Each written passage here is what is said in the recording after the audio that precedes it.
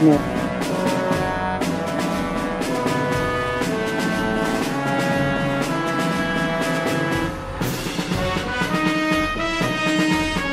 अपने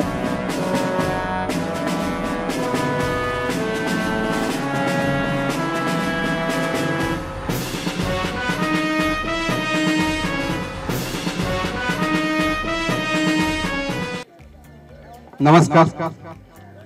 आज आपल्याकडे प्रजासत्ताक दिनाच्या निमित्ताने आजचे आपले प्रमुख पाहुणे कर्नल विजय भावे आज उपस्थित राहिलेले आहेत आपल्यामध्ये।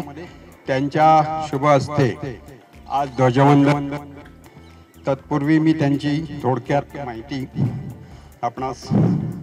कर्नल विजय भावे सेना मेडल सिक्कीम राज्यातील भारतीय सीमारेषेवर तैनात असताना बजावलेल्या विशेष कामगिरीबद्दल कर्नल विजय भावे यांना भारतीय लष्करातील सेनाने गौरविण्यात आले असून डेहराडून येथे समारंभात त्यांना पदक प्रदान करण्यात आले। कर्नल भावे हे पुण्याचे असून प्राथमिक व माध्यमिक शिक्षण पुण्यातील नूतन मराठी विद्यालय भारतीय लष्करी अकादमीत विशेष प्रशिक्षण घेऊन पंजाब रेजिमेंटमध्ये जून 1999 मध्ये लेफ्टनंट पदावर रुजू झाले। त्यानंतर 2016 पर्यंतच्या लष्करी सेवेच्या प्रवासात ऑपरेशन विजय, रक्षक, पराक्रम, मेघदूत या मोहिमांमध्ये त्यांचा सहभाग होता। सियाचेनच्या खडतर भागात तसेच काश्मीरमधील अतिरेकी विरोधी कारवायांमध्ये त्यांचा सहभाग होता। संयुक्त राष्ट्रसंघाच्या शांती सेनेमध्ये भारतीय लष्करामध्ये लष्करी निरीक्षक म्हणून त्यांची निवड झाली आणि आज आपल्याकडे या ध्वजवंदनाच्या निमित्ताने आपल्याला प्रमुख पाहुणे म्हणून प्राप्त झालेले आहेत।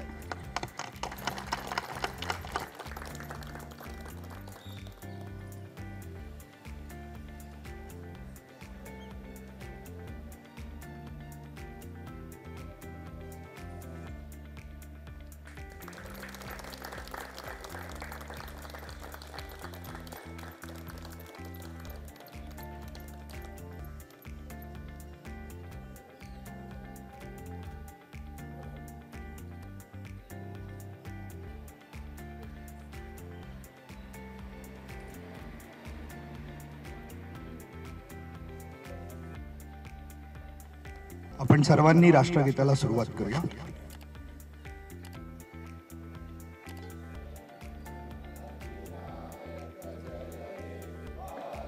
भाग्य विधाता पंजाब सिंध गुजरात मराठा द्राविड उत्कल बंग विंध्य हिमाचल यमुना गंगा उच्छल जलधि तरंग तव शुभ नामे जागे तव शुभ आशीष मांगे गाहे तव जय गाथा जनगण मंगलदायक जय हे भारत भाग्य विधाता जय हे जय हे जय हे जय जय जय जय हे भारत माता की वंदे वंदे।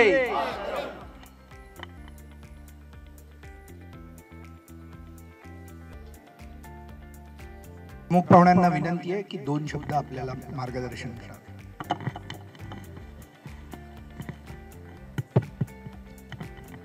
प्रजासत्ताक दिनानिमित्त सर्वांना सुप्रभात। आणि सुट्टीच्या दिवशी सुद्धा इथे आलेल्या लोकांनाचं विशेष कौतुक, कारण आजकाल 15 ऑगस्ट 26 जानेवारी हा एक सुट्टीचा दिवस मानला जातो। वेराज मी जेव्हा लहान होतो तेव्हा माझे बाबा म्हणायचे, आणि सावरकरांचं वाक्य देहाकडून देवाकडे जाताना मध्ये आपण देणं लागतो, आणि मध्ये काय लागतं तर तो देश लागतो, आणि त्याचं आपण देणं लागतो। आणि म्हणून मी या दिवशी ज्या लोकांनी वेळात वेळ काढून आपल्या देशासाठी, आपल्या स्वातंत्र्यासाठी ज्यांनी खूप मोठं कार्य केलंय, सावरकरांसारख्या व्यक्तिमत्वाने कार्य केलंय, त्यांची क्षणभर आठवण करून त्याची परतफेड नाही पण एक थोडी त्यांच्या केलेल्या कामाची थोडी स्मृती ठेवणं आणि आपल्या पुढल्या जनरेशनला त्याची जाणीव करून देणं की somebody has paid cost to it, cost which cannot be repaid. हे खूप महत्त्वाचं आहे आणि म्हणून आज माझी मुलगी पण आज कॉलेजमध्ये गेली आहे या समारंभासाठी.